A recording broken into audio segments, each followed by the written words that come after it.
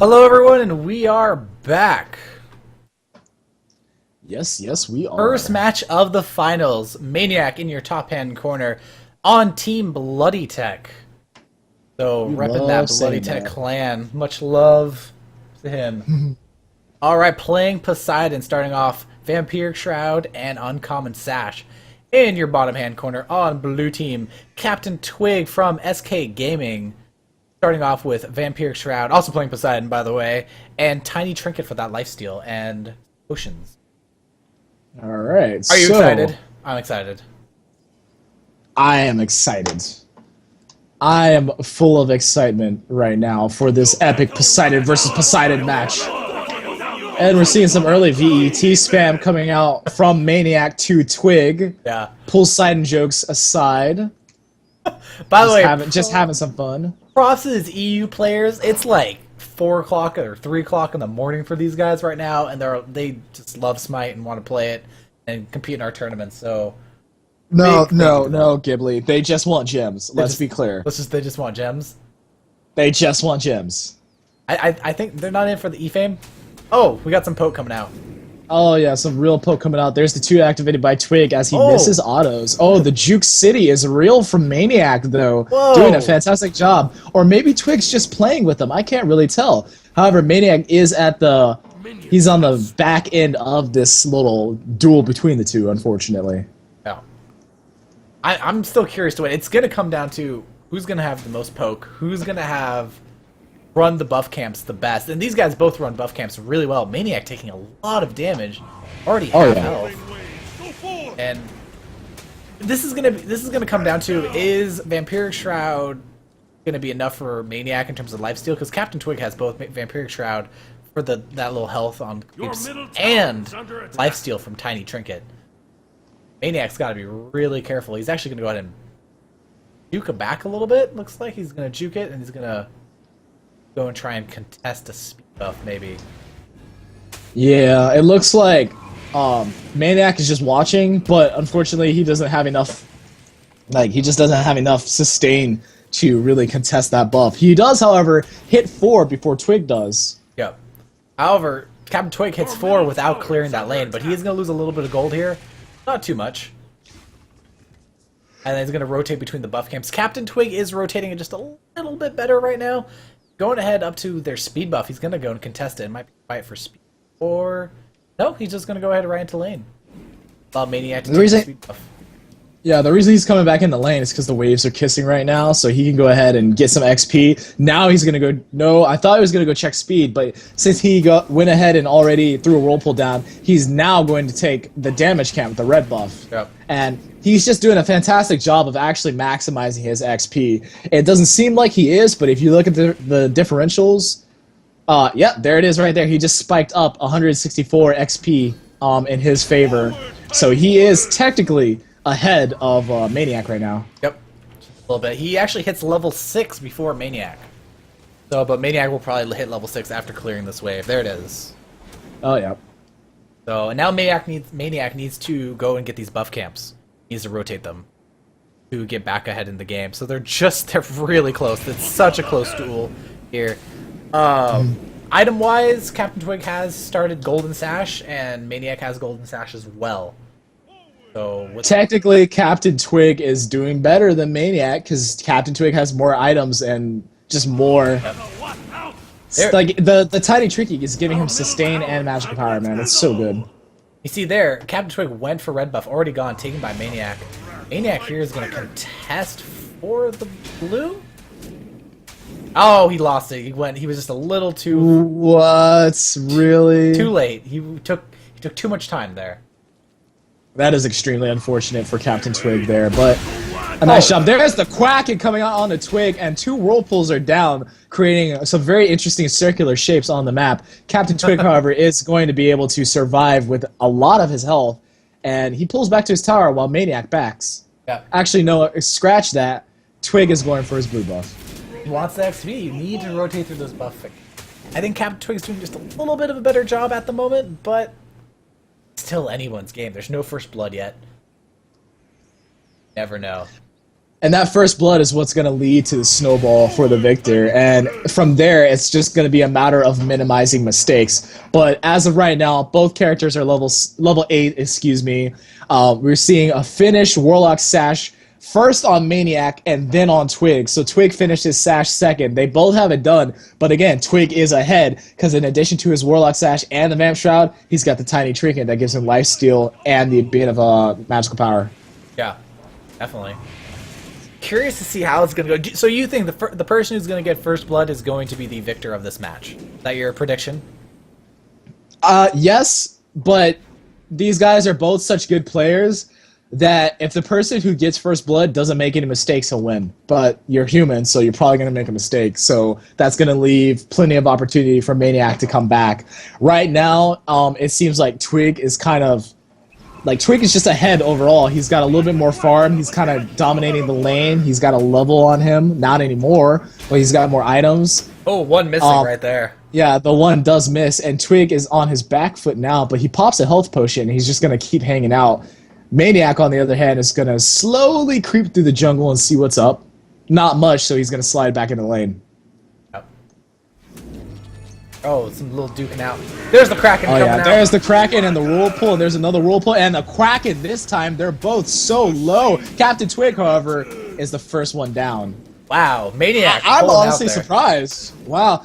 Do we have any idea why Maniakk was able to get that kill? I think sorry, I was about to say Get Sticker. Captain Twig was more in the center of the Kraken and was unable to get out of that Whirlpool. Like, he took full Kraken and full Whirlpool damage with the hit of a 1 and a couple, of those auto attacks from Maniakk, resulting in death, basically.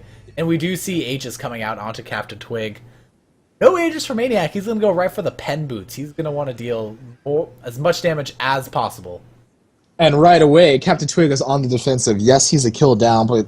Whoa! Excuse me, a death down. Whoa, what happened? Popped his Aegis by mistake. Captain Twig does not have Aegis. Oh, dear. Looks like a little fat-fingered right there, but yeah, no Aegis for Captain Twig. So he takes the time... Yeah, that's really bad to... Sorry to interrupt you, but he takes the time to build defensively, and then he doesn't have his defensive option available to him. Yep. So that's really going to hurt Captain Twig right now. He just hit level 10, and Maniakk is already 11. Yep, that's that kill doing some stuff. Let's look at the gold difference and the XP. So 714 gold and 1,000 XP difference just from that kill. And also, it was like a prime time, too. Almost all the buff camps were up, so he was able to rotate through them. Oh, yeah. Look at this, he's already rotating. Yeah, Maniakk's just sweeping through the map now, just looking for buffs. Is he going to wait for the blue? Yeah, he doesn't have the patience. He's going to go back in the lane. However, the red is up, but Twig is nearby. I think that Maniakk's going to go test it, knowing him. Yeah, Maniakk is going to contest it, but Twig is well aware of what's going on, and we're probably going to see... Maniakk. What do you think's going to happen here? I mean, it would have been a different story if Captain Twig had his Aegis. It's going to be a buff bait. That's the way this is going to work. Somebody's going to wait for somebody else to pull back, and then they're going to go for the buff. It looks like Twig is going to wait for Maniakk to pull back and go for the buff. However, Maniakk is coming in. Twig gets the buff, but Maniakk is going to poke down Twig. Here's the Kraken this time from Twig. Hits Maniakk and stuns him. And now, yeah, barely hits him, barely stuns him. And there's a Whirlpool from Twig. Twig is on the back foot now, and there's the Kraken this time. Twig is so low, dodging auto attacks from Maniakk. He really needs to get to his tower. He spent a little too much time wiggling back and forth and gets taken down, sadly. Wow. So. Good play there by Maniakk. I think it was that little fat finger from Aegis there. It was it would have been a totally different story, But yeah. Good job to Maniakk here. Maniakk's also going to take down a lot of the tower here. Possibly even take it down completely. So, what do you think? Do you think he's going to be able to take it down? Twig is up, and now, yes, he's going to be able to take it down. Yep. Down. He waited until it was almost dead. Well, I tell you, I do not like to be wrong on broadcast, Ghibli. I just don't, because everybody's going to be like, well, actually, Hegemony, that's not correct. You see, it's actually a 3.4 second variance and blah blah blah, and I'm just not in the mood for that, man. I just want to be right when I'm sure I can be right, so that's why I wanted to wait and see. But Twig is gonna try and make some sort of comeback or something, he's going to farm the jungle up, takes the blue buff, and leaves it on the ground. He's going to prefer speed or red. Yeah, definitely. I think he mainly. I don't know. I think at the moment, red's probably better. We do see Maniakk finishing Polynomicon too. Yep. So, and in terms of gold difference, he's up 1.7k and 1.3k in gold. Sorry, and 1.7k in XP. And Twig is in a really, really unfortunate situation. Tower down, behind. Here comes the Kraken. Twig is right in the center of it. Steps outwards and takes only a little bit of damage. However, he's taking a lot from Maniakk. Maniakk eats a full Kraken to the face. However, now they're both around the same health. Maniakk is forced to retreat, but he's waiting. Wait, is this a back bait? It's probably a back. Yes, yes, it is. It's a back bait. Wow, the double whirlpool from both of them. Oh, wait, Maniakk is going to be brave? No, okay. No, he's just going to go and clear. He's going to wait for him to back, and he's going to clear the lane. Forcing Twig to play on his back feet again.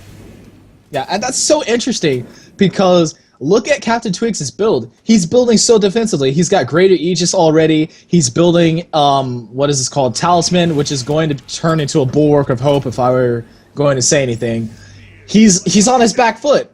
And he still is able to hang with Maniakk and almost kill him, actually, despite the fact that Maniakk is 2 levels above. And that really shows the skill between the two players here. Yeah. So that's really interesting. Do you think Maniakk's going to have to build like an Obsidian Shard or something to go against that Bulwark of Hope? Quite possibly, yes. The main thing that Bulwark of Hope is going to do is prevent CaptainTwig from being taken out by a quack into the face. Quackin'! No, and Maniakk does have full sprint now too, so we can just box with him now and keep up. And since CaptainTwig is playing on his back heels right now, he's not able to rotate through the buffs as well. Look at this, Maniakk is he's had all the buff camps for the past, what, 2-3 minutes? To be able to rotate through them?